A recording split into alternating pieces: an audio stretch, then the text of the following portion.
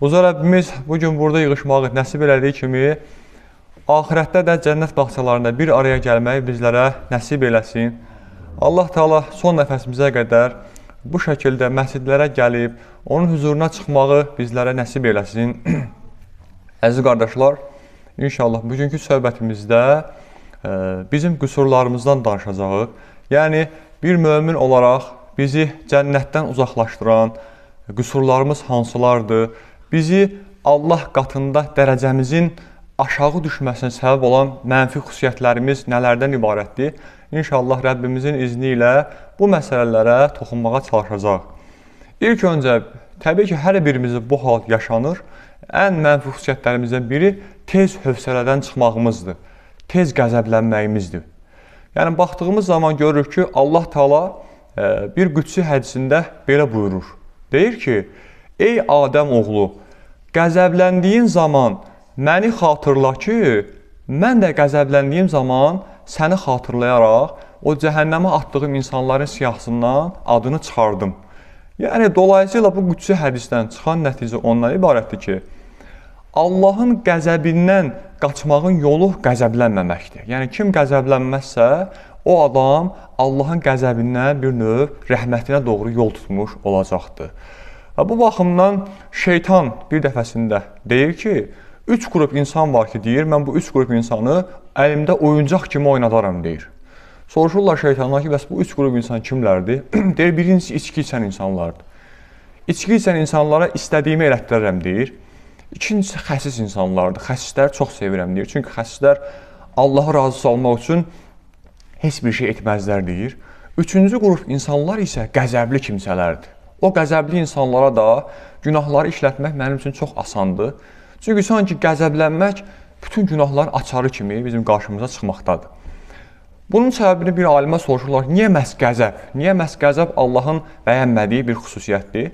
O qayıdıb cavab verir ki, deyir, qəzəb elə bir şeydir ki, sanki qəzəbləndiyi zaman ürəyində bir yanğın baş verir və həmin yanğının tüstüsü də bütün axlının önünə keçir, bütün bədənini əhatə eləyir və beləcə sən düzgün düşünə bilmirsən. Və ən yanlış qərarlar da həmişə əsəbləşdiyimiz zaman aldığımız qərarlar olur, həqiqətən baxdığımız zaman. Ona görə də çox qəzəblənmək, səbirsiz olmaq, bu nədir, xoş qarşılanmayan əməllərdəndir. Necə ki, deyir, maddi cəhətdən xəstələndikdə bu bizim bədənimizə zərər verirsə, eləcə də mənəvi xəstəliklərindən biri də qəzəblənməkdir. Qəzəblənən insanın da deyir, çoxluğu qəlbi ölür. Yəni, davamlı qəzəblənən insan hətta qəlbi möhürlənmək səviyyəsinə belə gedib çıxa bilər. Ona görə də baxdığımız zaman Quran-ı Kərimin 90-dan çox ayəsində Allah Teala bizlərə səbirli olmağı tövsiyə edir. Yəni, 90-dan çox Allahın bizə bu əmri verməsi, bir dəfə demir, 2 dəfə demir, 90-dan çox yerdə deməsi, sanki necə ki, namaz bir fərz ibadətdirsə, oruz bir fərz ibadətdirsə, bu mənada səbir də bir fərz ibadət kimi bizim qarşımıza çıxmaqdadır. Ona görə də Peyğəmbər sallallahu əleyhi və səlləm ən böyük xüsusiyyətlərindən biri nə idi? Mülayim olmaq idi. Yəni, mülayimlik Peyğəmbərimizin ən böyük xüsusiyyətlərindən biri idi və səbirli olmaqdır eyni zamanda. Məsələn, biz bugün namazlarımızda hər birimiz Allaha dua edirik ki, ya Rabbi, sən bizi Peyğəmbər sallallahu əleyhi və səlləmlə bərabər haşr elə, bizi Peyğəmbərinə qonşu elə. Yəni, bu duanı demək, əksəriyyətimiz demişik, deməyən insanlar barmaqla sayılacaq qədər azdır. Bəs yaxşı, o zaman özümüzə sual verək ki, bu duanı demişik, bəs bu duanı reallaşdırmaq üçün hansı əməlləri yerinə yetiririk? Məsələn, təsəvvür edin ki, bir adam deyir ki, mən milyonçu olmaq istəyirəm, amma bu söz sadəcə onun dilində qalır, əmələ keçmir, işləmir, çalışmır, axşama kimi yatır. Təbii ki, axşama kimi yatsa varlı ola bilməyəcək, işləməyə lazımdır. Eləcə də bir müsəlmanın da Peyğəmbər sallallahu əleyhi və səlləmə qonşu olması üçün ilk növbədə onun sünnəsinə sarılması lazımdır. Və Allah Rəsulü sallallahu əleyhi və səlləm gözəl bir hədis şərifi var. Deyir ki, fitnələrin çoxaldığı bir vaxtda kim mənim sünnət səriyəmə möhkəm yapışarsa, ona 100 şəhid savabı verirlər. Yəni, bu 100 şəhid savabı zarafat deyil. Məsələn, bu günümüzdə çox böyük fitnələr var. Məsələn, hədis inkarçıları var günümüzdə. Sanki hər şey Quran-ı Kərimlə ibarətmiş kimi, Peyğəmbərimizin sözlərinin heç bir mahiyyəti yoxmuş kimi davranan insanlar var. Sonra biriləri çıxır internetdə, baxırsan ki, filan alim səhv dedi, peşman alim səhv dedi, ancaq dində qüsur axtarmağa çalışır. Baxırsan ki, ən çox baxışlar da o adamlara gəlir. Mən həqiqətən də o adamların görməmişəm ki, namazın fəzilətlərindən danışsın, orucun fəzilətlərindən danışsın. Ancaq baxırsan ki, onu qınayır, bunu. Amma cəmaət da hamısı ona baxır. Niyə baxır? Çünki cəmaət namaz qılmamaq üçün, oruç tutmamaq üçün bəhanə axtaranda gedib belə insanlarda onu tapır. Dolayısıyla o insanlar, fitnəkar insanların çoxluğu bu günümüzdə həqiqətən çox real bir məsələdir. Xüsusilə Quran müsəlmanlığı deyirik ki, hədis inkarçıları dəhşət dərəcədə internetə baxdığımız zaman sayıları da çoxalmaqdadır.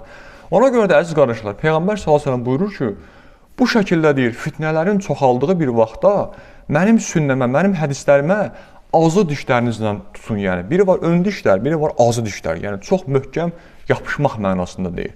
Yəni, necə ki, pəncərədən yıxılmaq üzrə olan bir adam, yıxılmamaq üçün pəncərədən necə möhkəm yapışırsa, biz müsəlmanlar da Peyğəmbərimizin sünnəsindən o şəkildə möhkəm yapışmalıyıq ki, Sırat körpüsündən yıxılmayaq. Yəni, Sırat körpüsündə bilir ki, fasik kimsələr, günahkar kimsələr cəhənnəmin içərisində yıxılacaqlardır. Və buna görə də ilk növbədə hər şeyin təməlində nə dayanır? Allaha inanmaq dayanır. Yəni, ilk növbədə imanımız güclü olmalıdır. Allaha çox möhkəm bir iman bəsləməyimiz lazımdır. O bir dəfəsində deyir, 5-6 nəfər adam yağış yağmır bir yerə və gedirlər yağış duası eləməyə. Bir uşaq da bunların yağış duası eləməyə getdiyini görür. Qayıdır, deyir ki, əmilər deyir, siz niyə inirsiniz ki, yağış duasına gedib? Onsuz da yağış yağmayacaq deyir. Kişilər də uşağa əsəbləşirlər, deyirlər, ay balaca, sən balacasan, get balaca işi gör də, sən nə bilirsən yağış yağacaq, yoxsa yağmayacaq.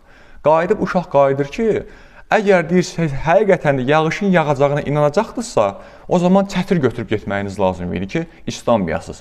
Deməli, siz boş-boşuna sadəcə dua eləməyə gedirsiniz və öz duanıza özünüz belə inanmırsınız deyir. Yəni, dolayısıyla inanmaq həqiqətən də bizi nə edəcəkdir? İnanmaq bizi qurtaracaqdır. Necə ki, Həzrət Yusuf Aleyhisselam quyuya atıldığı zaman inanırdı, kölə kimi satıldığı zaman inanırdı, üstünə zina bohtanı atıldığı zaman Allahdan ümidini kəsmirdi. Yəni, heç bir Peyğəmbər ümidini kəsmədi. Ona görə kölə olan Yusuf Aleyhisselam axırda gəldi, sultan oldu. Daha sonra Musa Aleyhisselamı Firon öldürəcəkdi. Amma Musa Aleyhisselam Allaha o qədər inandı ki, Allah onu Firondan qurtardı. Məsələn, Həzrət Peyğəmbər sallallahu aleyhi ve sellem özün götürək. Yalancı adlandırdılar, nə bilim, olmazın başına işgəncələr gətirdilər.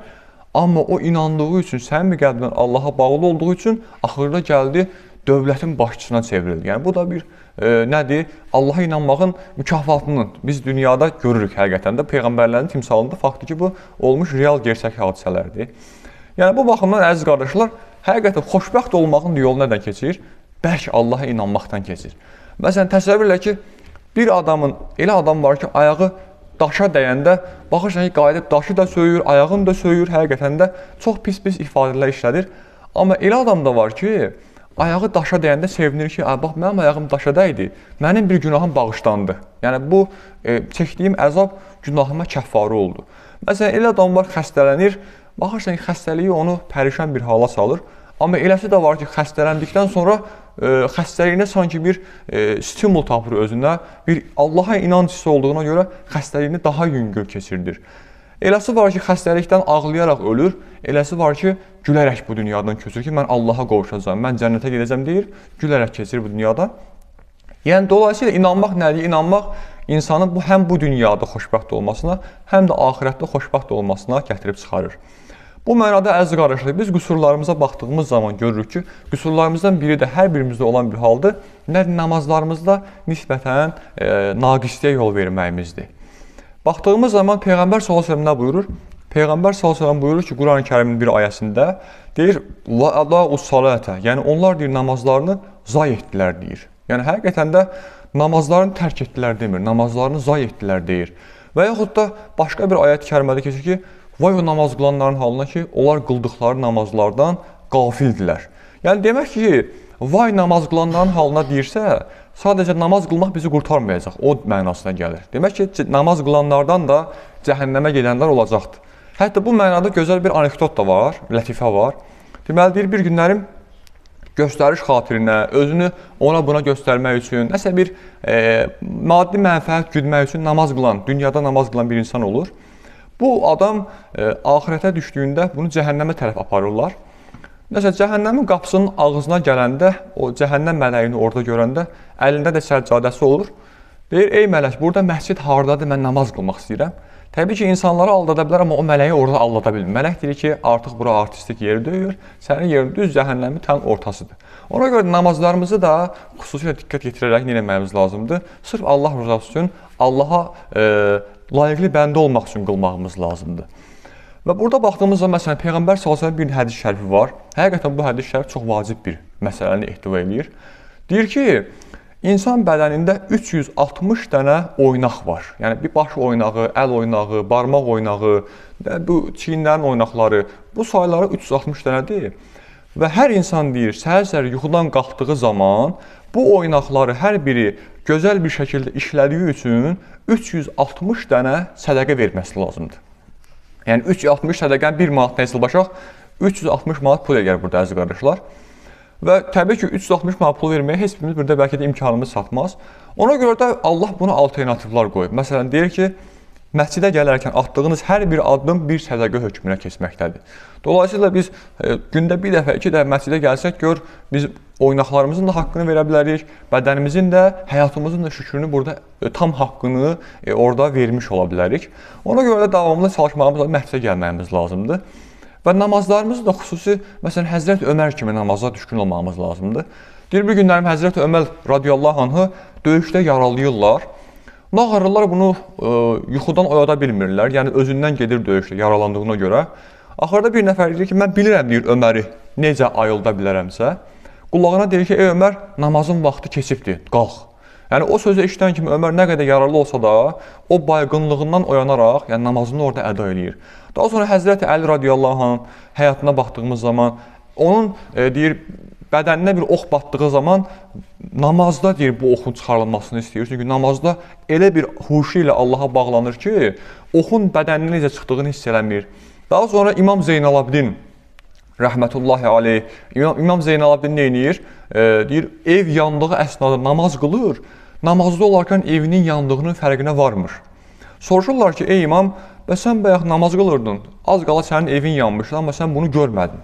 Qayıdıb cavab verir ki, cəhənnəmin atəşi deyir, mənə bax, o atəşi unutdurdu. Yəni, cəhənnəm atəşini cənnət nemətlərini düşünərək namazımızı Allaha görürmüşcəsində qılmağımız lazımdır. Məsələn, o gün Cəlil əminin çox gözəl bir sözü oldu. Deyir, məsələn, nə edirik? Axşama kimi otururuq, yolda söhbət edəndə tələsmirik, yemək yeyəndə tələsmirik, çay içəndə tələsmirik. Amma namazın vaxtı gələndə həqiqətən də bəzən çox tələsirik. Elə bir harcı qaçırıq, gedən yerimiz var.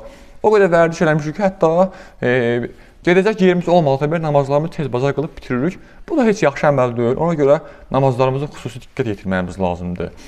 Daha sonra burada baxdığımız zaman biz görürük ki, deyir, qiyamətdə hər göz ağlayacaq. Yəni, hər insanın gözündən yaş gələcəkdir. Yeganə bir göz odur ki, harama baxmayan göz, ondan yaş gəlməyəcəkdir qiyamət günü. Daha sonra həqiqətən də bu dünya elə bir dünyadır ki, bir damcı günaha meyl edən kimi, bir də baxırsan ki, günahın tam ortasında düşmüsən, özünün də xəbəri yoxdur. Ona görə də deyir, normal bir yerdə, məsələn, birinin əli qanayanda, barmağı qanayanda, o adam bir sarğı bağlayır, o qanaması keçir. Amma bir də dənizin içində birinin əli qanayarsa, bu nə deməkdir? Bu, artıq köpək balıqların o qanın iyinə gəlib o adamı yeməsi deməkdir. Eləcə də bu dünyada kafir bir günah işləyəndə kafirə fərqi yoxdur. O kafirin bir düşməni yoxdur. Kafir özü elə. Şeytanın özü kafirlərdən qorxur. Yəni, elə insanlar var ki, şeytan onlardan uzaq gəzir. Amma təbii ki, biz müsəlmanlarda, möminlərdə belə deyil. Biz kiçik bir günah işlədiyimiz kimi şeytan başlayır bizimlə mübarizə aparmağa. Özü şeytan yanlış yolda olsa da heç vaxt bizdən əl çəkmir. Ölənə kimi o yanlış mübarizəsini bizimlə davam etdirir. Ona görə burada baxdığımız zaman, əziz qardaşlar, xüsusi diqqət yetirməyimiz gerəkən məsələlər də bunlardan ibarətdir. Və həqiqətən də bugün günümüzdə insanlar nə edirlər? Dünyada ev tikirlər, quraqlıq tikirlər, maşın alırlar, daha sonra bütün modern əşyaları evinə qoyurlar. Amma qəbir həyatı üçün nə edirlər? Qəbir həyatı üçün orada azuqə görmürlər insanlar. Yəni, hətta bir dəfəsində bir alim deyir ki, bu dünyanı bu cürə bəzəyirsən, heç olmaya qəbirvə də bir lamıska çək, qəbirvə də bir işıq çək ki, orada qaranlıqda qalmayasan. Çünki qəbir həyatı dünya həyatından daha çox olacaqdır. Qiyamətə kimi bizlər qəbirdə qalacaq eyni zamanda.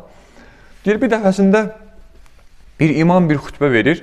Xütbə əsnasında deyir ki, qiyamətdə Allah Taala möminlərdən fərqli-fərqli suallar soruşacaq. Məsələn, soruşacaq ki, malını hardan qazandın, malını hara xərclədin, daha sonra ibadətlərini nə dərəcədə yerinə yetirdin. Ən axırda bu sualı soruşacaq. Deyəcək ki, bəndəyə, ey bəndə, mən səninlə bərabər idim, bəs sən kiminlə bərabər idin? Yəni, həqiqətən də bugün Allah Taala bizimlə bərabərdir. Hər anımızda bizə şah damarımızdan daha yaxındır. Bəs yaxşı, Allah bizimlə bərabərdirsə, biz kiminlə bərabərək? Biz fərqli-fərqli Allaha pis gedəcək insanlarla bərabər oluruqmu? Onlarla oturub dururuqmu? Yəni, bunu da sual verməyimiz lazımdır özümüzə. Allahın qəzəbindən tutuş gələcək insanlardan qaçmağımız lazımdır bu mənada. Və ona görə də əziz qardaşlar, ibadətlərimizi sırf Allah rızası üçün etməyimiz lazımdır. Deyir, necə ki, çoban qoyunların yanında ibadət eləyir, amma qoyunlardan bir çox soğul gözləmir. Çünki bilir ki, çoban ibadətini qoyunlar üçün yox, Allah üçün eləyir. Eləcə də bizlər də ibadət etdiyimiz zaman sanki ətrafımızda olanlar bizə önəmsiz gəlməlidir. Sırf Allah rızasını etməyimiz lazımdır. Çünki deyir, Allah Taala deyir, göstəriş üçün ibadət edənlərə qiyamət günü deyəcək ki, bax, bu ibadətini kimə göstərmək üçün eləmisənsə, get mükafatımı ondan al. Mən sənə mükafat vermirəm deyəcək. Yəni, kimə göstərəm, kimə özümü göstərimsə, kimə məsələn, bir yaxşılıq edərkən özümü bürüzə verməyə çalışırsa, get deyir, mükafatı o versin. Mən vermirəm deyir sənə mükafat. Ona görə də bu şəkildə sırf Allahdan istəməyimiz lazımdır mükafatlarımızı. Və baxdığımız zaman burada eyni zamanda onu da qeyd edək ki, Allah Taala deyir, qiyamət günü 3 qrup insan çağıracaq və onları sorğu-sualsız cənnətə yerləşdirəcəkdir. Bu 3 qrup insan kimlərdir deyə soruşduqda Peyğəmbərimiz sallallahu əleyhi və səlləm qayıdır ki, birinci qrup insan o kəslərdir ki, həm sevincli anında, həm də kədərli anında, sıxıntı anında Allaha şükür eləməsini bilən kimsələrdir. İkinci qrup gecələri yataqlarından qalxaraq təhəccüd namazı qılan kimsələrdir. İkinci qrup sorğu-sualsız cənnətə gedəcəkdir. Üçüncü qrup isə dünyalıq işlərin onu namazlarından uzaq qoymadığı kimsələrdir. Yəni, sırf dünyalıq işə görə namazlarını axsatmayan kimsələrdir. Bu üç kimsə deyir, qiyamət günü olacaqdır, sorğu-sualsız cənnətə girəcəkdir. Və həqiqətən də burada baxdığımız zaman görürük ki, bugün də kəndimizdə baş verən hadisə bizə dünyanın nə qədər fani olduğunu əslində göstərmiş oldu. Baxırsan ki, bugün toyda olan adam, sabah baxırsan ki, artıq dünya həyatı bitmişdir. Yəni, onu özü də bəlkə gözləmirdi ki, bu şəkildə dünyaya son verər. Yəni, qardaşımızın bu şəkildə dünyasını dəyişməsi nə göstərdi? Həyatın nə qədər fani olduğunu bizlərə göstərmiş oldu. Və ona görə də deyir, hər gününüzü son gününüz kimi yaşamağınız lazımdır. Yəni, bilmirik, bəlkə ölüm bizə də çox yaxındır. Bəlkə bizlər də bugün sabaha sağ çıxa bilməyəcək, bunu bilmirik. Ona görə də hətta Peyğəmbər sözündə deyir, dəstəmazsız belə gəzməyin. Yəni, ölərkən dəstəmazlı ölməyə çalışın. Hətta qüsulsuz gəzən insanlar, qüsulsuz gəzən insan gör, bu dünyada qüsulsuz olaraq köçərsə, gör o nə qədər böyük günah qazanmış olar. Ona görə də əziz qardaşlar, burada baxdığımız zaman bu kimi məsələlərə xüsusi diqqət etməyimiz lazımdır və eyni zamanda rəhmətə gedən qardaşımıza da Allah da rəhmət eləyək ki, Allah onun məkanını cənnət eləsin. Allah Teala onun övladına şəfalar versin, sağlığına, səlamətinə qovuştursun. Allah Teala xəstələrə şəfalar, dərdlilərə dəvalar, borclulara ədalar ihsan eləsin. Uca Rəbbimiz danışdıqlarımızla ibrət almağı, ibrət aldıqlarımızı həyatımıza tətbiq etməyi və həyatımızda yaşadıqlarımızla da cənnəti qazanmağı cümləmizə ikram eləsin.